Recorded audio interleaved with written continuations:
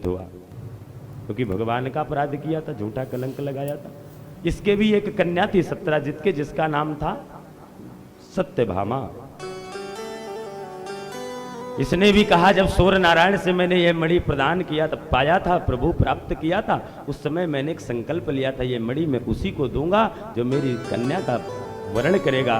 तो सब जो अपराध किया हूं, इस अपराध को क्षमा करने के लिए प्रभु इस मणि को भी रख लीजिए और मेरी कन्या सत्यभामा का भी पानी ग्रहण कर।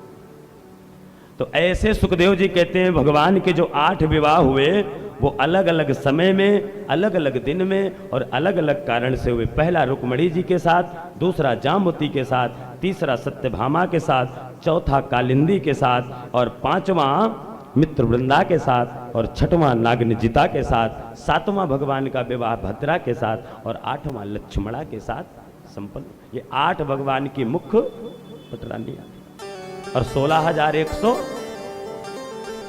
परीक्षित ने कहा, महाराज 16,100 में तो बड़ा समय लगा होगा।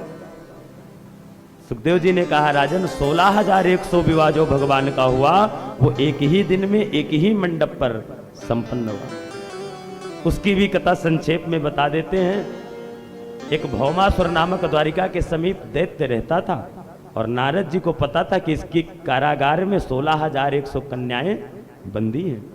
इसलिए भगवान से जाकर प्रार्थना किया कि प्रभु अब आप तो कुछ दिनों के बाद परम धाम जाएंगे, इसलिए एक राक्षस बच रहा है और पृथ्वी का भार आप उतारने के लिए आए हैं।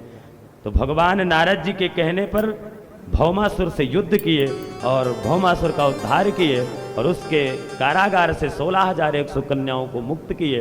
कन्याओं को भगवान बोले अपने अपने घर जाओ, तो सारी कन्याएं चरणों में गिर गई। बोले प्रभु संसार में 1-2 दिन बंद थोड़े हुए इसके कारागार में, न जाने कब से बंद है।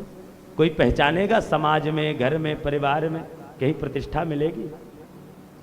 तो कहते हैं जिसकी प्रतिष्ठा कहीं नहीं होती है, सबका सब जगह से हार जाता है, उसके लिए एक दरबार खुला होता है और उसी दरबार का नाम है श्री कृष्ण का दरबार। सब जगह से हार जाए, दुनिया में सब उसे ताना दें, सब नाराज हो जाएं, सब क्रोध में आ जाए, तो एक दरबार में पहुंच जाना और वो है श्री कृष्ण का दरबार।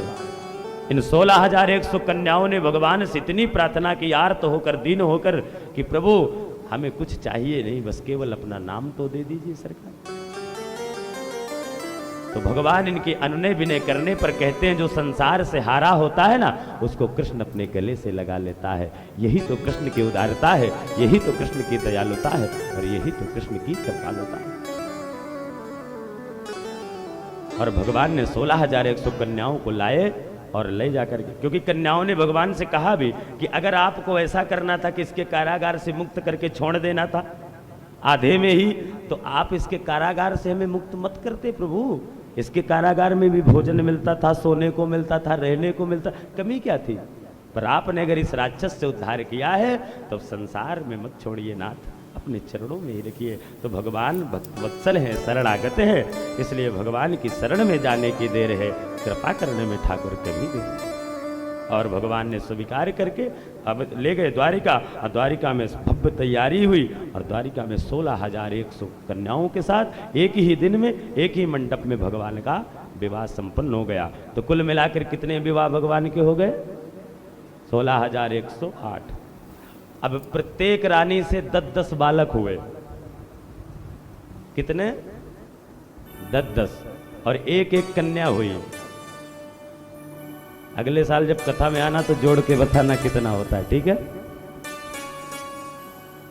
10-10 बालक हुए, एक एक कन्या हुई, जोड़ना फिर बताना। बोलो वृंदावन बिहारी लाल की जय। अब जैसे साधारण जीवों को शंका होती है, क्या शंका होती है?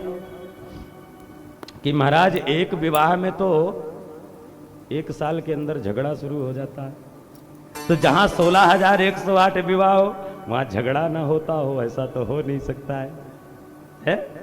तो भगवान नारद जी ने क्या किया, नारद जी के मन में शंका हो गई।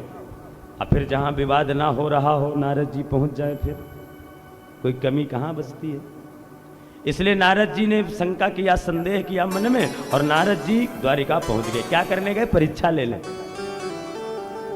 कि जब एक विवाह में झगड़ा होता है तो जहां 16,108 विवाह होंगे वहां पक्का झगड़ा। अच्छा, किसका किसका झगड़ा होता है?